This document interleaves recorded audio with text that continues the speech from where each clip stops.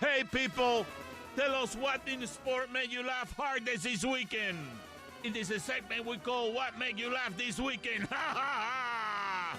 Gonna go around the room here. A lot of stuff to choose from. I just saw a report. Daniel Radcliffe is going to play Weird Al Yankovic in Roku's first original biopic movie. You're interested in that, Mike, right? I mean, Weird Al Yankovic formed... What are you looking at, Stugotz? What's the matter? We were looking for a read, that's all. Nothing to do with the show.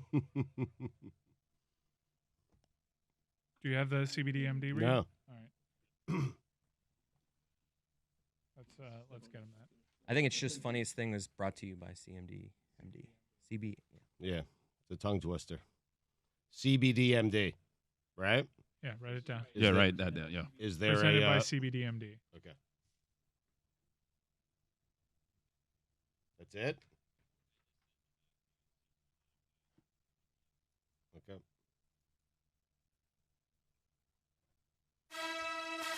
Hey people, tell us what in the sport made you laugh hardest this weekend. It is a segment we call What Made You Laugh This Weekend. Ha ha ha! Dan, funniest thing from the sports weekend, excuse me about that, it's a $5 fine, is brought to you by our friends. Excuse me about that. Yeah, you know. Tuesday, long weekend. Who's- CBDMD is the sponsor of funniest thing from the sports weekend. You had 4 days off. Yeah. And?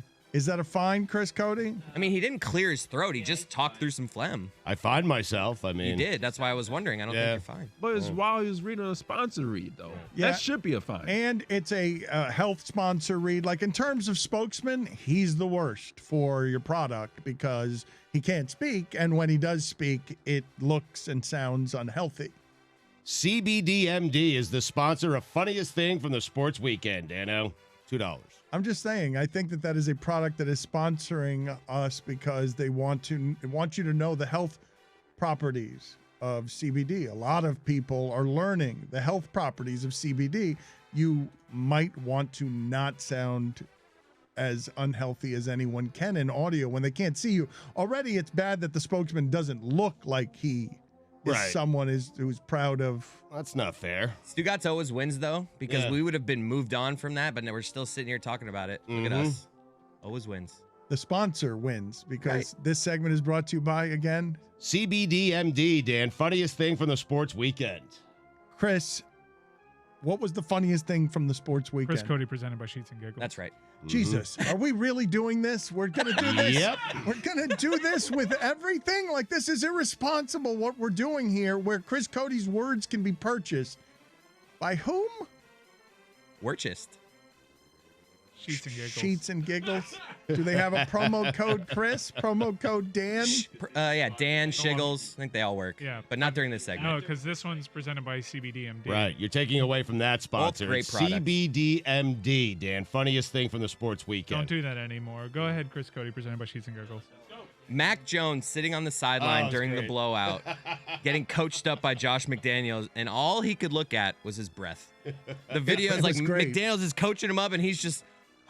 It is fun when you can see your own breath. It's great. Right? Well, when you can see that much of it, because it seemed like a fire hose of breath. It wasn't just that it was his breath. It was a lot of breath. It was it was really cold there. There were a couple of funny things that happened. First of all, Josh Allen told Diane Rossini before the game that he didn't need layers. And then he apologized to her after the game because he lied to her. Because he went out there with layers. He's like, it was cold. He ran out there. Rossini was asking him a question. She was slurring it because of how cold it was. And Josh Allen apologizes for laughing. What happened to Mac Jones is the best, and the new Tom Brady, and Bill Belichick doesn't need Tom Brady. And that's as embarrassing as... Buffalo played a perfect offensive game. Never punted, didn't turn the ball over. That's as embarrassed as you've ever seen Belichick, right? He prides himself on defense, couldn't do anything. I mean, I'm guessing if we could have seen Belichick when Brady was hoisting the Lombardi Trophy last year, that would have been the most embarrassed we've seen Bill Belichick. But yesterday, or over the weekend, certainly was. Just a game. I don't remember Belichick looking like that. He takes away your best thing, and it's like, oh, wow, he can't take away anything. They're going to get first downs all game. Funny, I don't think Tom Brady passed 17 points in like his first 3 playoff wins. And Mac Jones does it against one of the top-rated defenses in the league, and he's a disaster. An embarrassing disaster for Loses Belichick. by 30. I mean, that's where the standard is, though. They put the standard in a pretty impossible place. I have to look it up, but I don't think Tom Brady posted 17 points in his first 3 playoff wins. His first I'm checking it right championship, he threw 1 touchdown pass. 1. The entire playoffs. 1. So it would stand to reason what you're saying is true. Tony, what was the funniest thing from the sports weekend? Dan, staying in Buffalo, there was a monster hog thrown on the field after Kendrick Bourne caught a touchdown that didn't matter. A huge dildo was thrown to the field. A bildo, they call them. That's right. And it's always great. Did the announcers know what it was and mention it and play it all, or did they just run away from it and not know because it looked like a penalty flag instead of something that was a fleshy sex toy? Well, no, this happens all the time in Buffalo. They throw dildos on the field all the time. So I think it was just the first time Kendrick Bourne had seen it, but I think the Buffalo fans are well aware and threw dildos on the field. Mike, Brady's first playoff game, 312 yards, tuck rule game against the Raiders. The next 2, though, dreadful. I mean, 115 and 145 yards. Yeah, but how many points up? Like, point was a point, and I know he had the Steelers game, but I had to correct Chris Cody when he pointed to the Steelers game. I'm like, that's a Bledsoe game.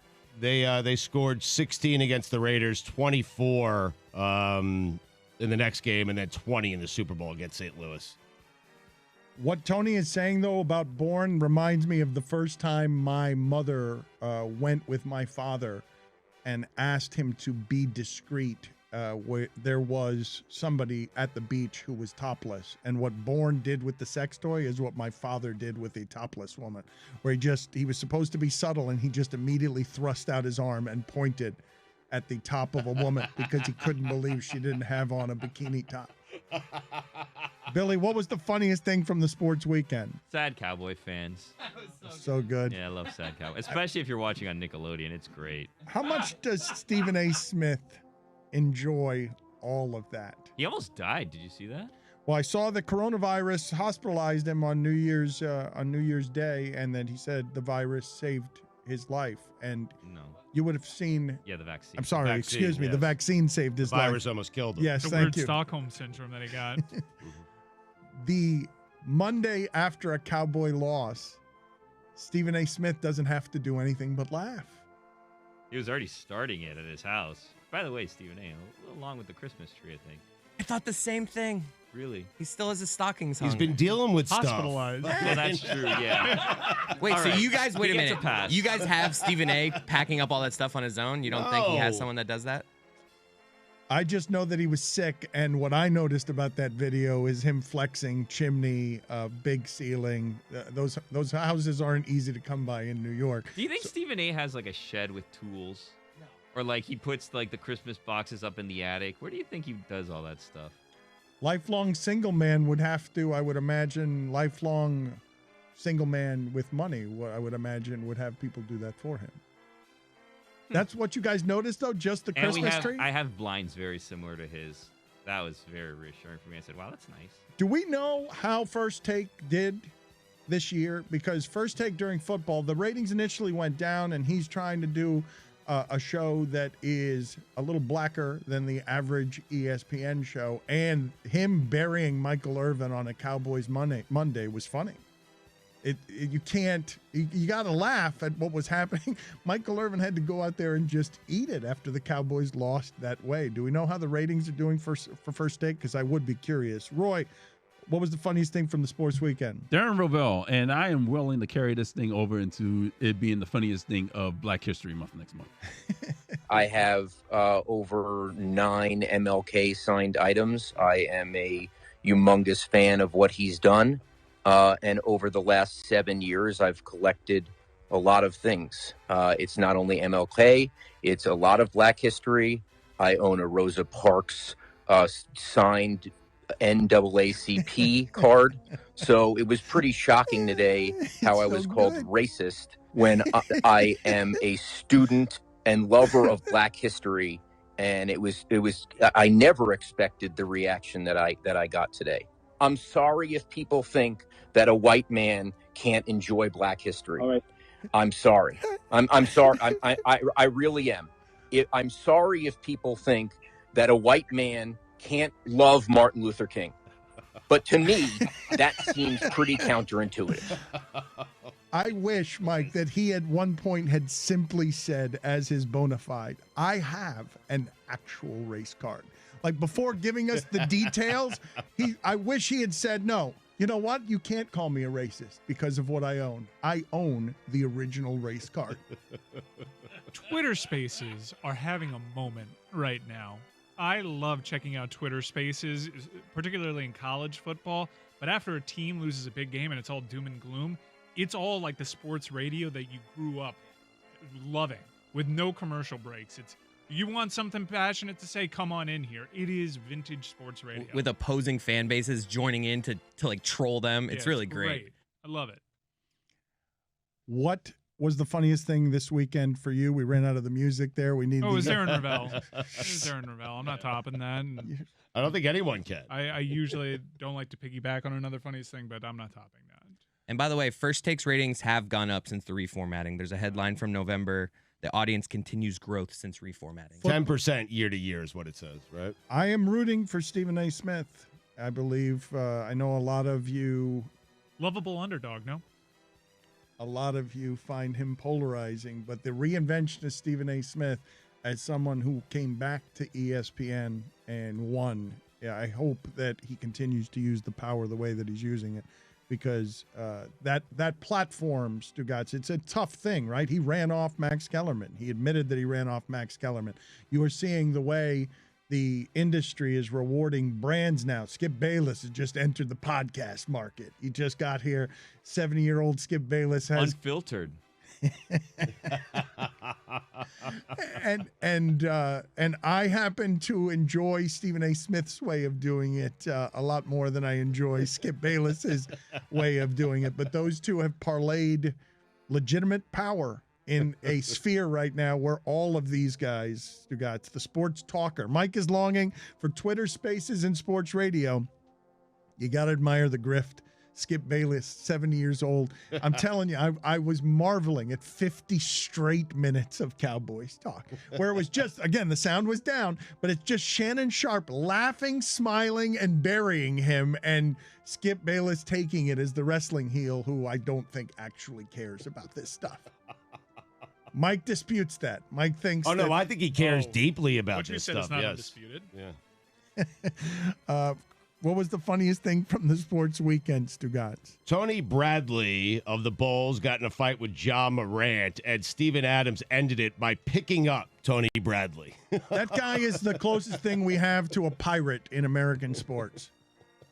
An actual pirate. Like if I told you that guy was time traveled in as a pirate, because he was a bouncer in a bar. He took a giant man and just walked him off the court. Jimmy Butler, you've heard Jimmy Butler quoted, right? It's the way Dwight Howard talks about Pekovic. Like he's the world's strongest man. That Steven Adams is universally regarded in that sport as stronger than everyone else. Tony Bradley is 6'10", 250. Mm-hmm. But he doesn't seem like he'd actually harm you. He's just like a pirate. Like he seems like, put it on the poll, Guillermo. Does Steven Adams look like a pirate who runs a .org? Here's a direct quote from Jimmy Butler on Steven Adams. That motherfucker is so strong.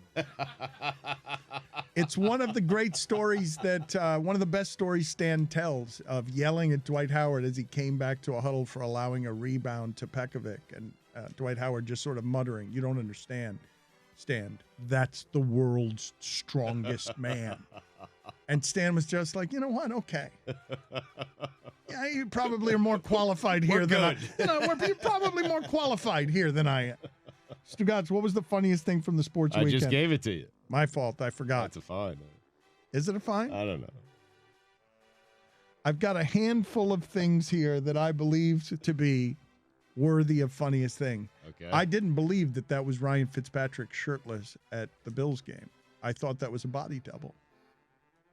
He seems like a fun dad, yes? Bad. Yeah. Gets injured at a water flume park, according to a caller to a Washington radio station before the season. Right. And why would you be shirtless at the Bills game? Why not? Stugotz? I mean, Bills Mafia. Did you expect to But be... he's the quarterback of another team. Whatever. He had some good The years season's there. over, right?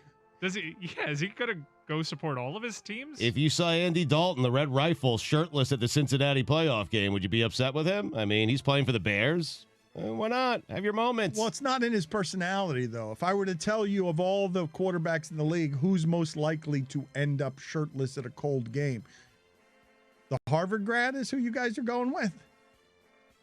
Yeah. That was on brand. Has he played for the majority of the teams still alive in the playoffs? Does he live in Buffalo, or he just decided it'll be fun to go to that? Well, did he have good seats?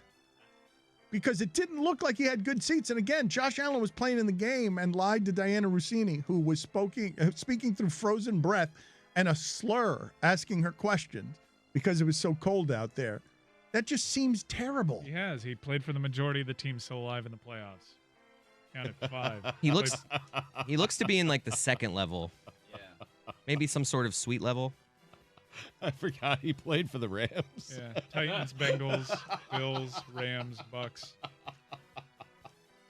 Here's what's funny about that, or one of the funniest things about that, because you've heard me make fun of Tom Brady's reign over him on all the teams in the AFC East. But Fitzpatrick is at a game. The guy that Washington brought in as an old guy, and the Dolphins had last year, to compete in that sport against Tom Brady, is in the stands at a game shirtless and frozen as Tom Brady plays on.